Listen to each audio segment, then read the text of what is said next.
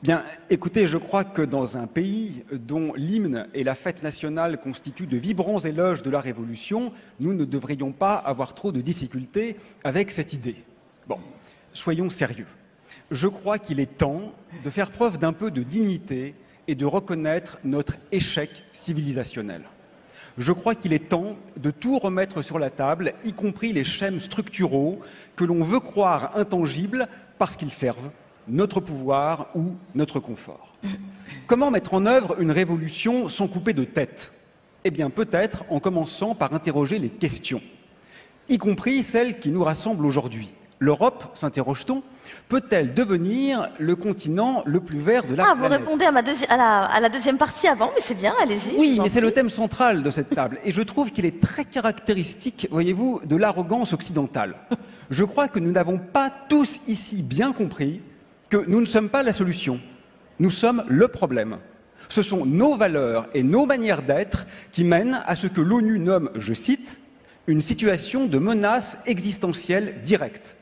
Et nous en sommes encore à pérorer sur notre exemplarité. Quelle suffisance! Alors que faire? Merci. Je ne m'attendais pas à être applaudi ici, c'est une bonne surprise. Alors que faire?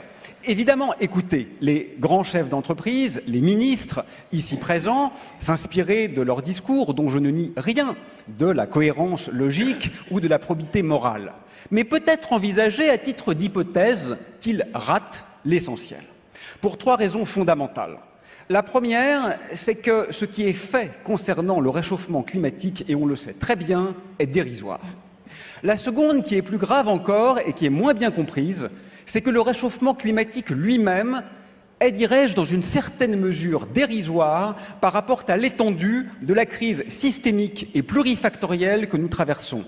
Pollution, acidification des océans, interruption des cycles bio-géochimiques, dévastation des espaces naturels n'ont pour l'essentiel rien à voir avec le climat, mais tuent davantage que ce dernier, ce qui signifie que chacun des piliers sur lesquels repose l'habitabilité de cette planète est en train de céder. Et mon troisième point est peut-être plus grave encore, et il consiste à remarquer que quand bien même nous prendrions à bras le corps la lutte contre chacun des items que je viens de mentionner, ce qui n'est pas du tout le cas en pratique, nous demeurerions vraisemblablement toujours dans le dérisoire.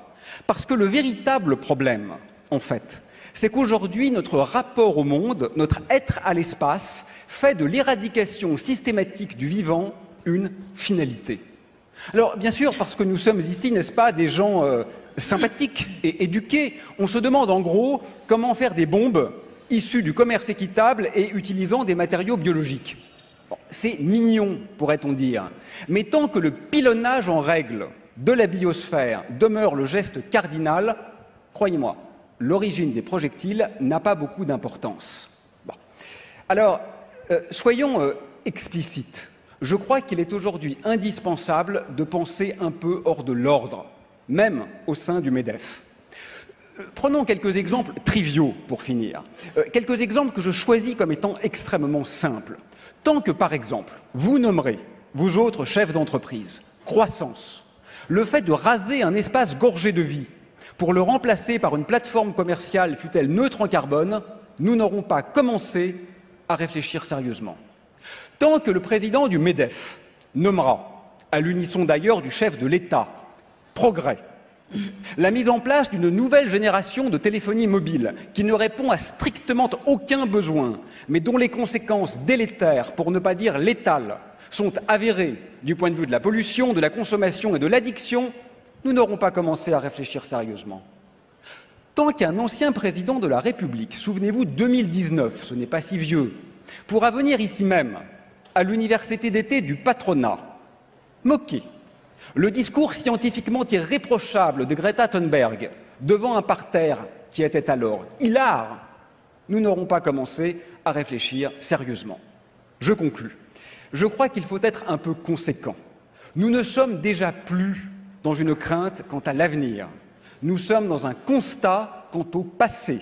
Nous avons d'ores et déjà éradiqué plus de la moitié des arbres, des insectes, des poissons d'eau douce, des mammifères sauvages. Nous laissons d'ores et déjà 700 000 êtres humains mourir chaque année de la pollution en Europe. Si même face à cette évidence, nous ne voyons pas la nécessité d'une refonte axiologique et ontologique drastique, c'est que nous faisons preuve d'une cécité que nos descendants, s'ils survivent, auront, croyez-moi, du mal à pardonner. Merci Aurélien Barraud.